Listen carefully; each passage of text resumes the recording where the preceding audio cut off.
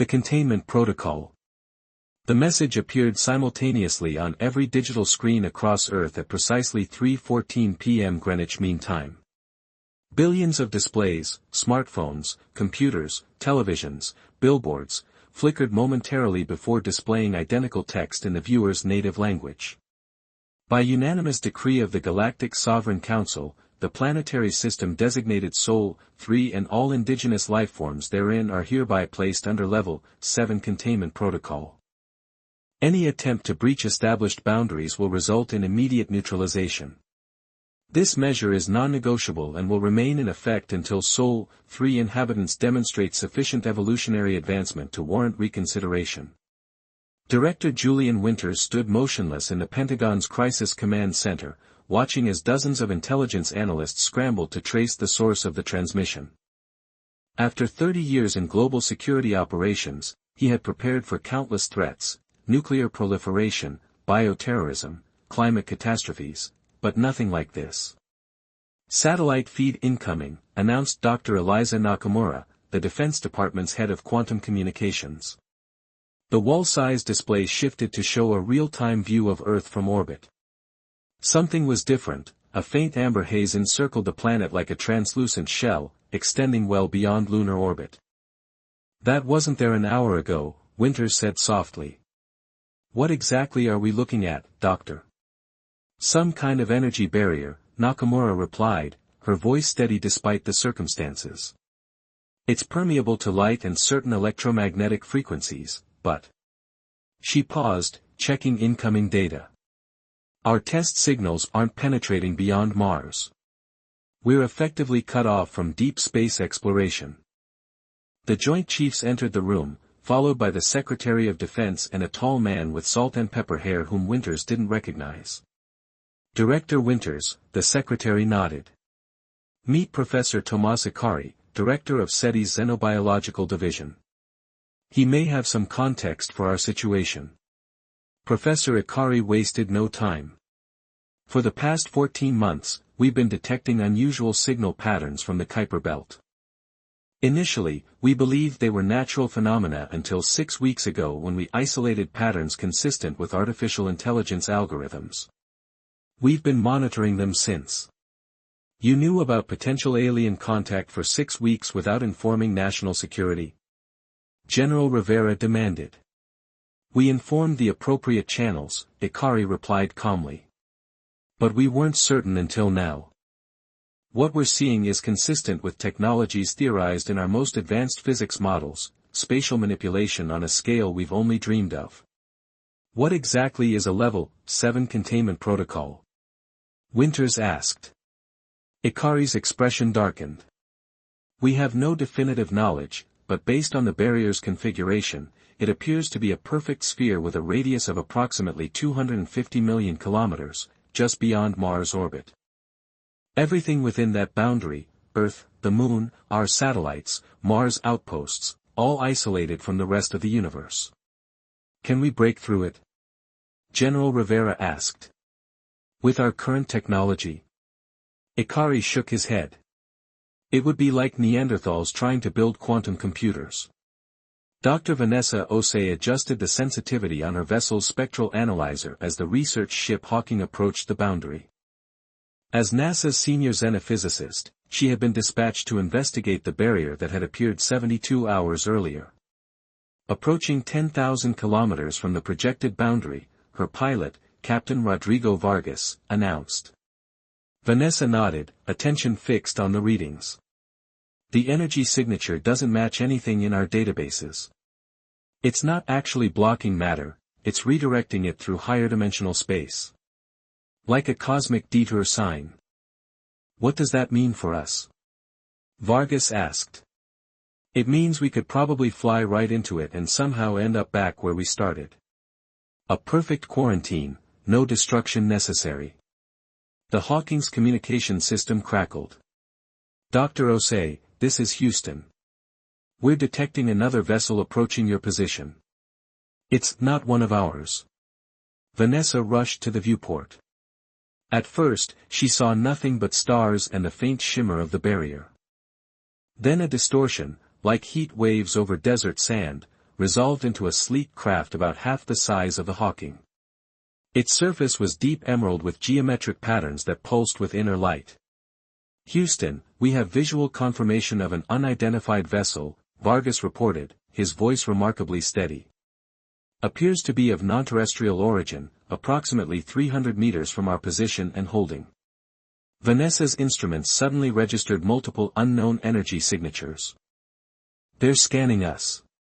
A new voice filled the cabin, melodic and slightly resonant, speaking perfect English. "Research vessel Hawking, we intend no harm. We are representatives of the Lumina Collective, a resistance movement within the Galactic Sovereign Council. We wish to establish dialogue." Vanessa and Vargas exchanged glances. This scenario existed in no first contact protocol. "This is Dr. Vanessa Osei of Earth. We're listening. The quarantine imposed upon your world is unjust. The Council fears what it cannot control, and humanity represents an unprecedented variable in their carefully ordered cosmic hierarchy. We wish to meet in person to discuss possibilities."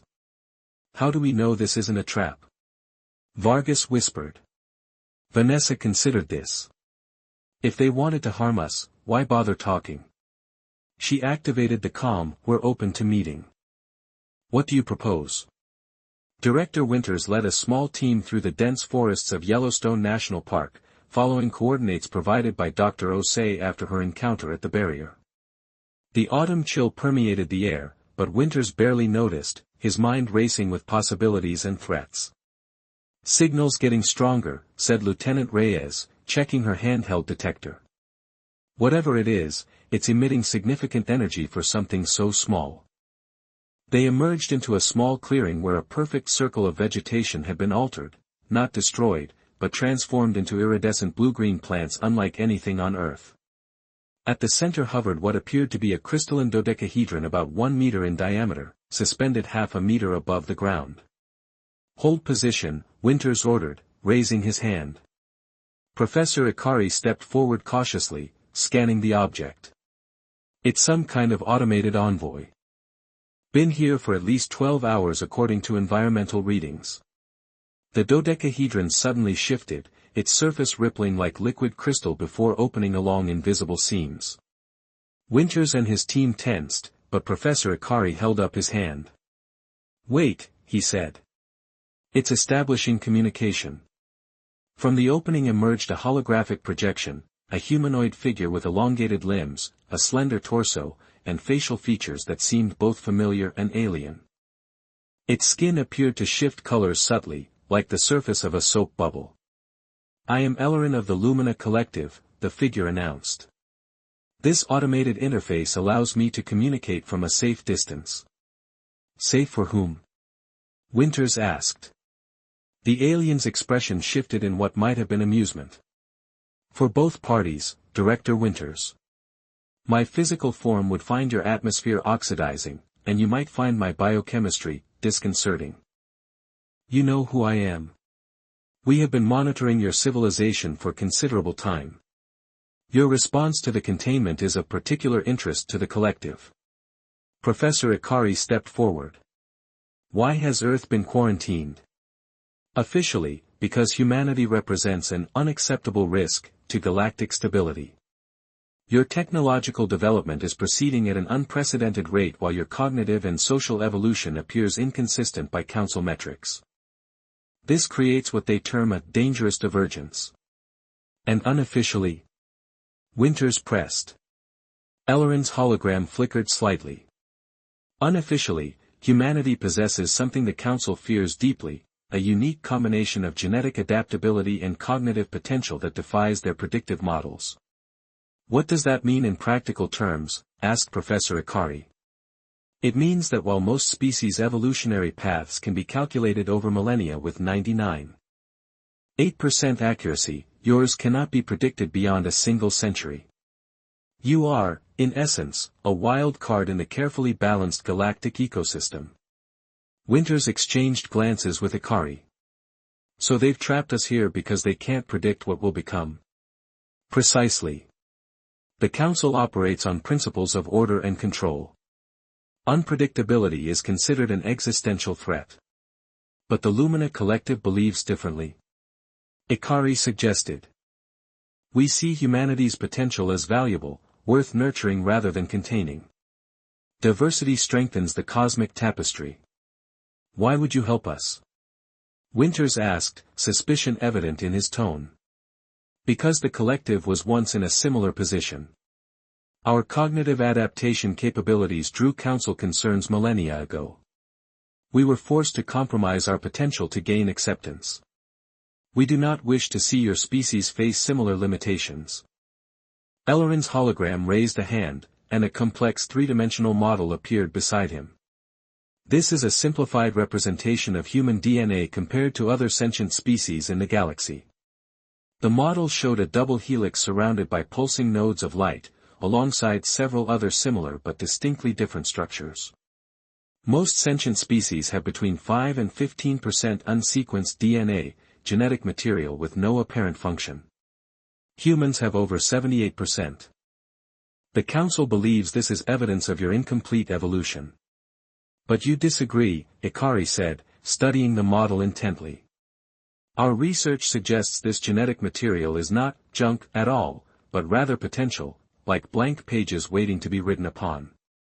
Your species can adapt to new environments and stressors at rates that would require deliberate genetic engineering in others. So we're genetic wildcards, Winters concluded. More than that, Director. You are potentially the most adaptable species yet encountered. Combined with your cognitive capabilities and your drive to explore, the Council sees a species that could rapidly evolve in unpredictable ways once exposed to diverse planetary conditions and cosmic radiation. Professor Ikari touched the holographic DNA model, watching it rotate. They're afraid we'll become something they can't control. Or understand, Ellorin added. Fear of the unknown drives much of galactic politics, despite our advanced state. Winters crossed his arms. So what exactly is the Lumina Collective proposing? Alliance, Ellorin said simply. We believe humanity deserves the opportunity to realize its potential. The quarantine is based on fear, not justice. With our knowledge and your adaptability, we could force the Council to reconsider. At what cost? Winters asked. Mutual benefit. We gain an ally with tremendous potential, you gain advanced technology and a voice in galactic affairs. The hologram gestured, and a small compartment opened in the dodecahedron. This contains data on the containment field structural vulnerabilities and Council protocols. Consider it a gesture of good faith. As Ellorin's hologram began to fade, the alien added, you have 96 hours before the Council sends representatives to establish permanent monitoring stations on your planet. Consider our offer carefully, Director Winters. The next millennium of human development hangs in the balance. The hologram vanished, leaving the team standing in the clearing with more questions than answers, and a decision that would shape humanity's future among the stars. They're lying, General Rivera insisted, pounding her fist on the conference table. This Lumina Collective is playing us against the Council for their own agenda. 72 hours had passed since the encounter in Yellowstone. World leaders had been briefed, and an international task force assembled to determine Earth's response to both the quarantine and the Collective's offer.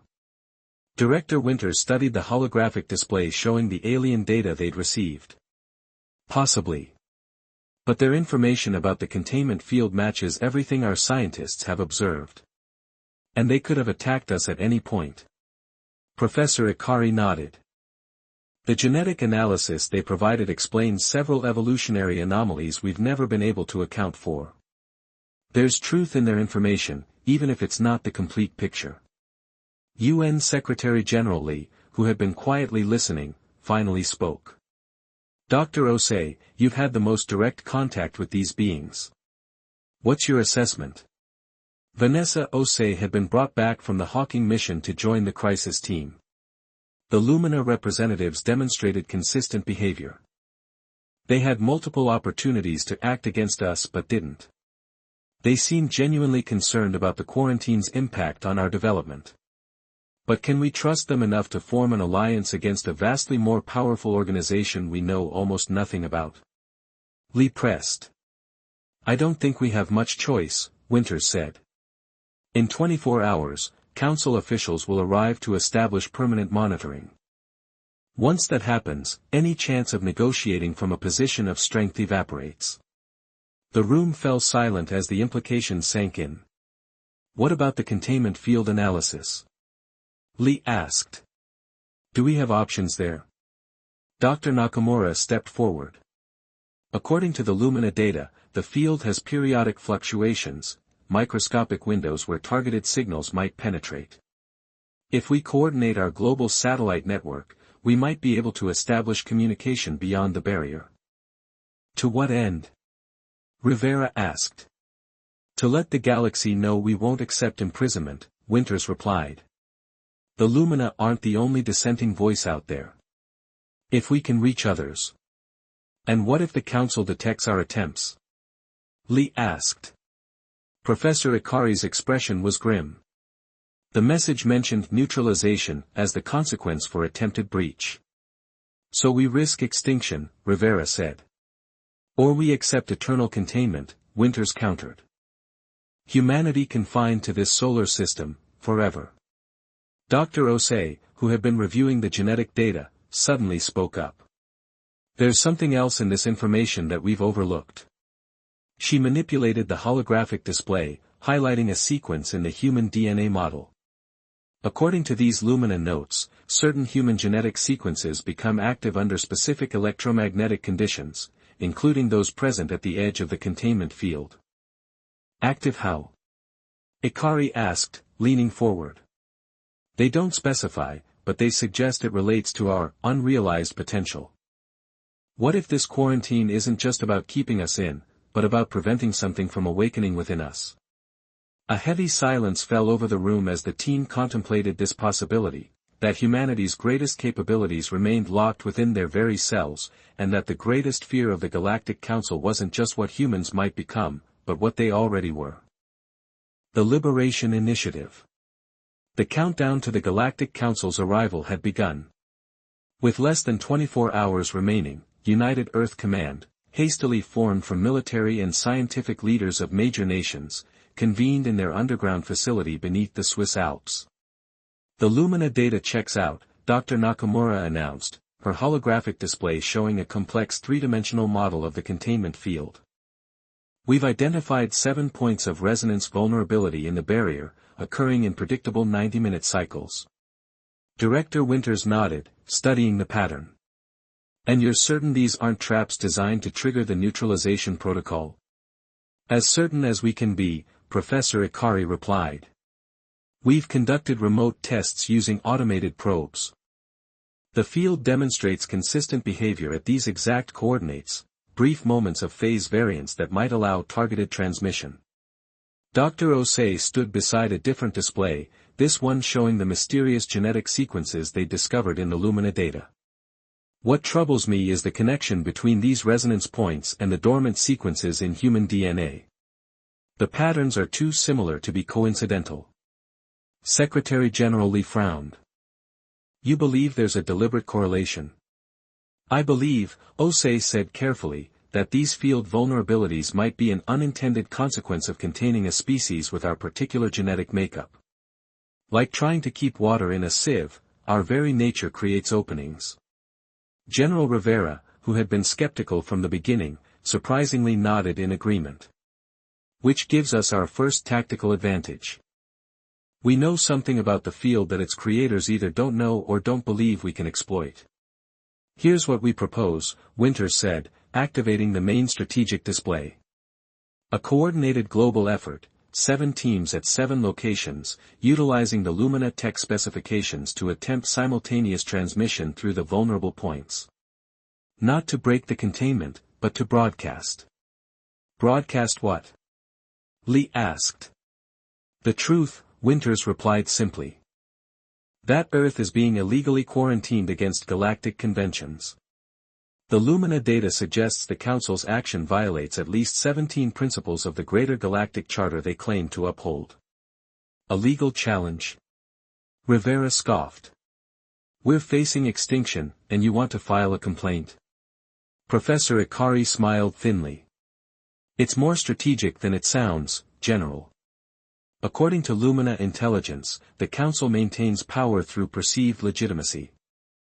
If other species learn they've violated their own founding principles, we create political pressure, Lee concluded, understanding dawning. We force them to engage diplomatically rather than militarily. Exactly, Winters confirmed. And during those negotiations, we gain time to understand what's happening with these genetic sequences, time to form additional alliances. And if it fails? Rivera asked. A heavy silence fell over the room. Then we activate Project Phoenix, Winters said quietly. And humanity takes a different path. No one asked what Project Phoenix entailed. They didn't need to, all had been briefed on the desperate contingency plan that would either save humanity or transform it beyond recognition. The Antarctic Research Station had been converted into Command Point Alpha in less than 48 hours, the southernmost of the 7 transmission sites positioned at the field's vulnerability points. Dar. Osei had volunteered to lead this team, drawn by both the scientific challenge and the growing suspicion that her own research in xenogenetics might be crucial to understanding what was happening. Transmission array at 98% capacity, reported Lieutenant Commander Jiang, monitoring the massive apparatus they'd constructed according to Lumina specifications. Resonance alignment in 17 minutes. Osei nodded, checking the final calibrations. The device before them resembled nothing in human engineering, a crystalline structure that somehow incorporated biological components, pulsing with internal light that shifted between violet and ultraviolet frequencies. How can we be certain this won't trigger the neutralization response? Asked Dr. Hassan, the team's quantum physicist. We can't, Osei admitted. But the Lumina were explicit, transmission through these vulnerabilities is different from breaching. It's like slipping a note under a door versus breaking it down. 14 minutes to resonance, Jiang announced. Osei's secure communicator activated, displaying Director Winters. Status report, Point Alpha. On schedule, she replied. All systems nominal. How are the other points? All reporting ready. We've had unusual readings from points Gamma and Delta, some kind of electromagnetic anomalies, but nothing critical. He paused. Any manifestations of the genetic activation phenomenon? Osei glanced at the medical monitoring panel where her team's biometrics displayed. Nothing conclusive, though we're seeing elevated neurological activity across all personnel within 50 meters of the transmission array. Same at all points, Winters confirmed. Stay vigilant. We don't know what. His image suddenly dissolved into static as alarms blared throughout the facility. Unknown craft on approach. Jiang shouted. Coming in fast from high atmosphere.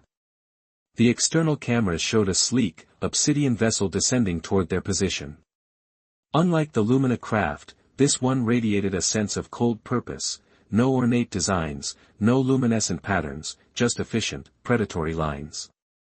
Council representatives, Osei breathed. They've arrived early. 8 minutes to resonance, Hassan reported. We won't make the window if we evacuate. Osei made a split-second decision. We hold position. Continue countdown.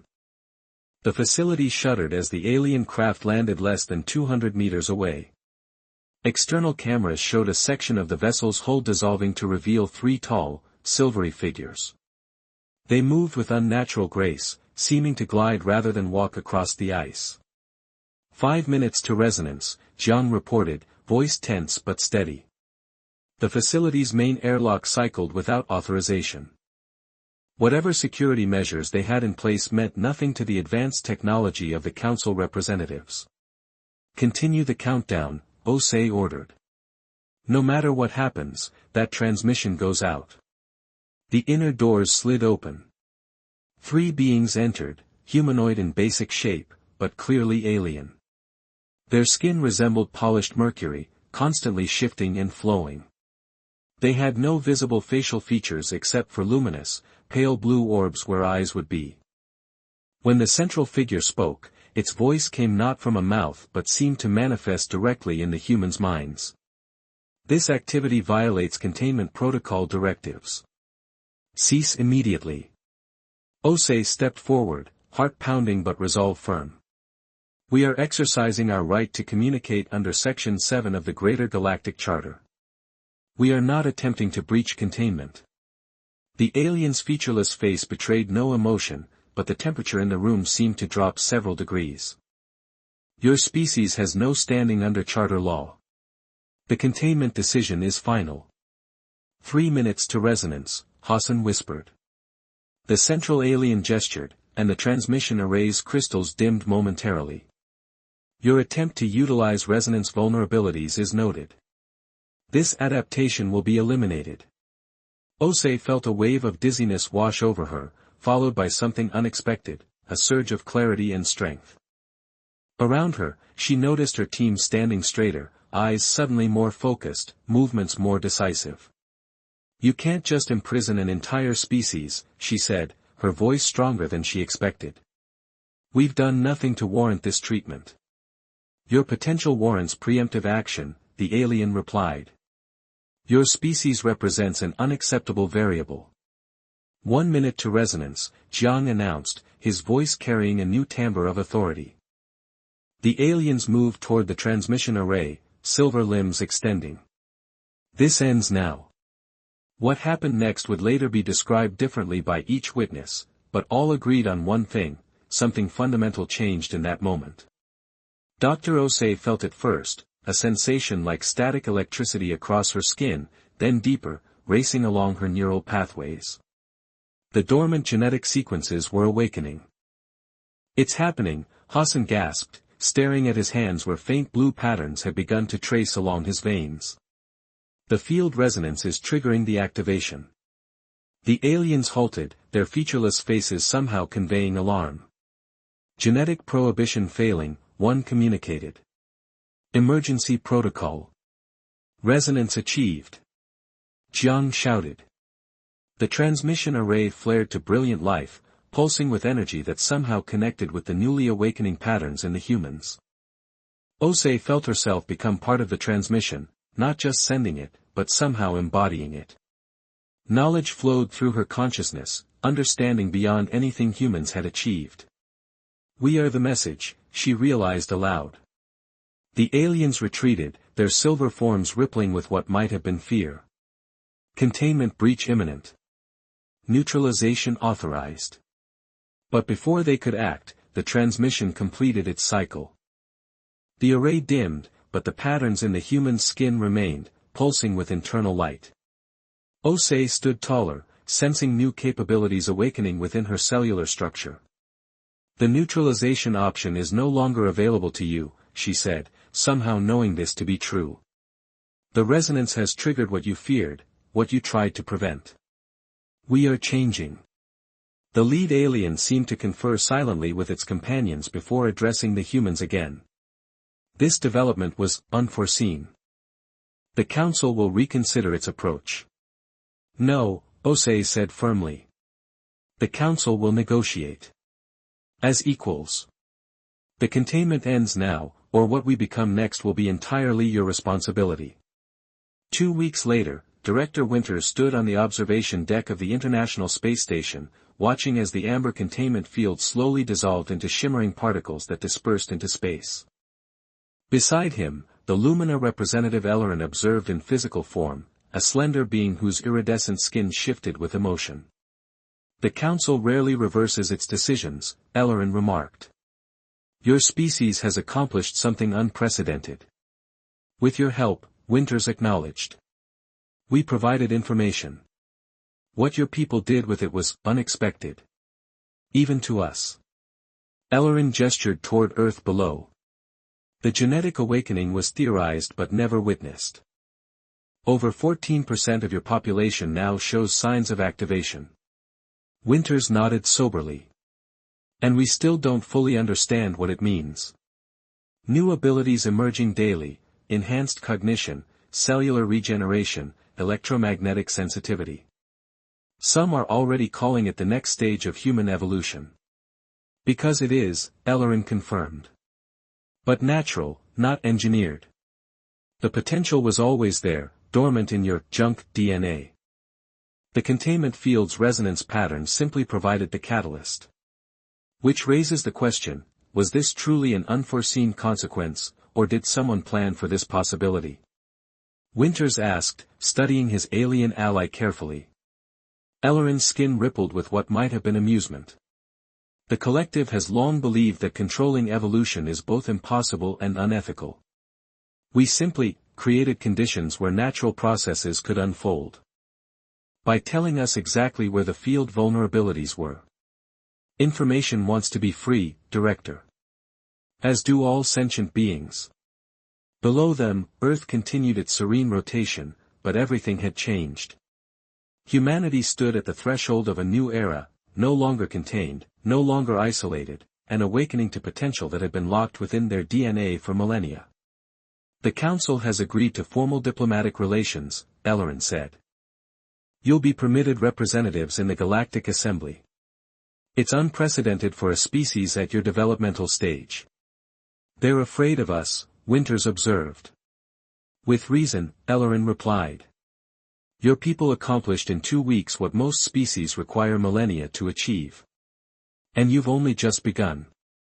Winters watched as a small fleet of Earth's first true space vessels, hastily retrofitted with Lumina technology, prepared for their inaugural journey beyond the former containment boundary.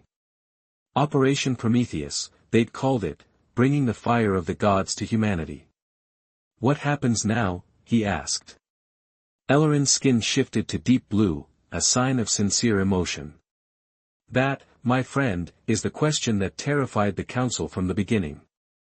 With humanity, what happens next can never be fully predicted. Your potential is unlimited. As the Earth vessels accelerated toward Mars and beyond, Winters couldn't help but smile at the irony.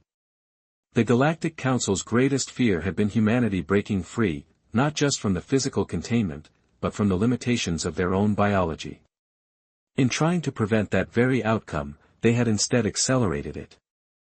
Humanity's first steps into the greater galaxy would not be as prisoners, nor even as ordinary members of the cosmic community, but as something new, a species awakening to its true potential, with the stars themselves as witnesses.